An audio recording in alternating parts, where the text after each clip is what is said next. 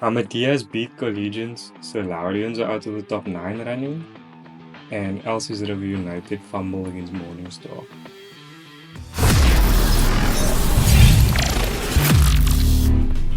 Welcome to It Has True. How's it, ladies and gents? Welcome back. Let's jump straight into Super League A.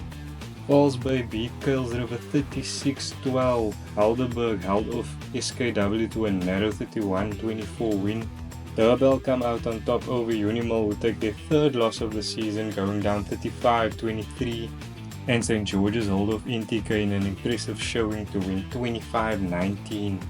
NTK, Kuils River and CPUT are still in the danger zone, with SK and St. George's maintaining their places in the bottom half of the ladder, while Falls Bay will jump up from 8 to 5, pushing Villager and Tygerberg into positions 6 and 7, and UCT into 9th, as Helderberg also climb into 8th. This is the lowest that UCT has been since the ladder was in alphabetical order.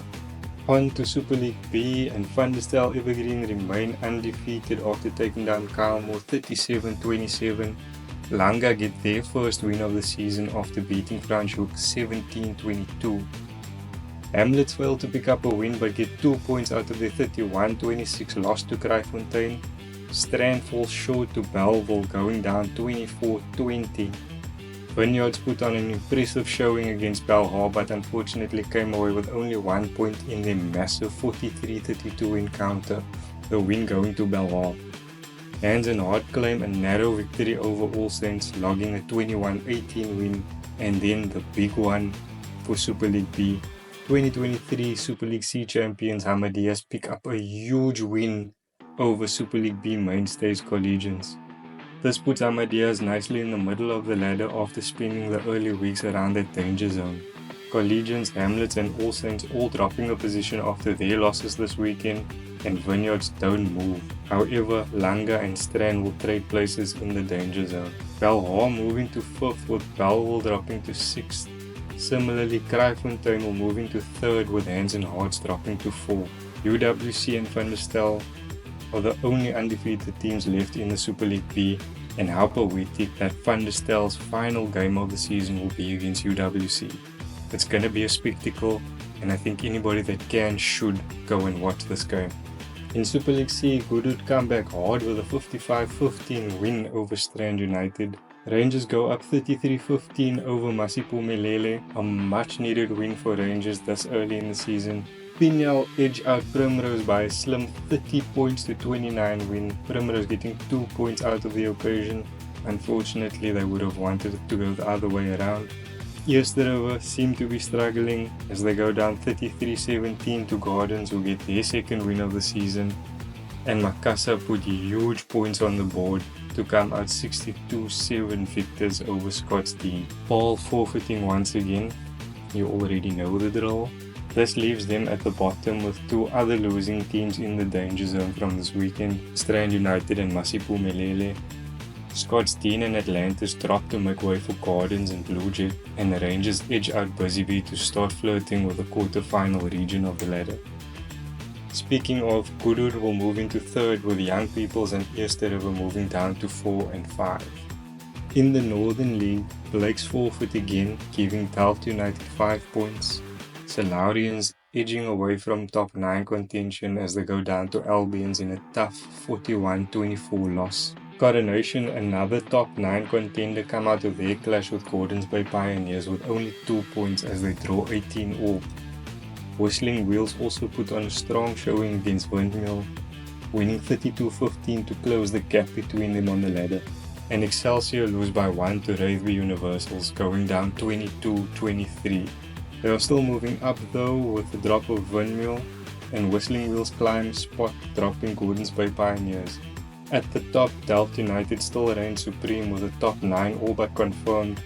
Albions in the running for top 9 as well, and Coronation dropping after only managing a draw this weekend. Down south, Watsonia put big points on the board against Retreat to go up 43-12. Titans unfortunately falling short to Northern 17-13. Peninsula pick up their first win of the season, beating Lagunia 46 points to 19. and Young Wesley's remain undefeated, beating Young Stars 31-12. No changes at the top of the ladder and no changes at the bottom either, with Northerns climbing into 4th position and Titans and Rocklands dropping to 5 and 6. This ladder seems to have a steady lineup that doesn't look to shuffle around too much. Although in the City League, however, things got shaken up as Violets pick up a bonus point against the Police in a 36-19 win, while Menenberg Rangers beat Young Ideas 39-15, also getting a bonus point. And then of course the shocker in the City League this weekend, Elsies River United going down 19-8 to Morningstar. After their first half of the season, you would have put all your money on Elsies River United taking this one. But Morningstar pulled themselves back in after they lost last weekend and absolutely delivered.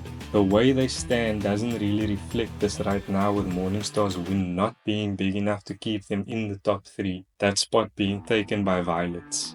Menenberg Rangers also climbed by 2 spots to knock Silvertree and the Police down. And finally, the way the top 9 looks right now as they stand. The Northern League almost at its close, with Delft United, Albions and Coronation in those top 3 spots.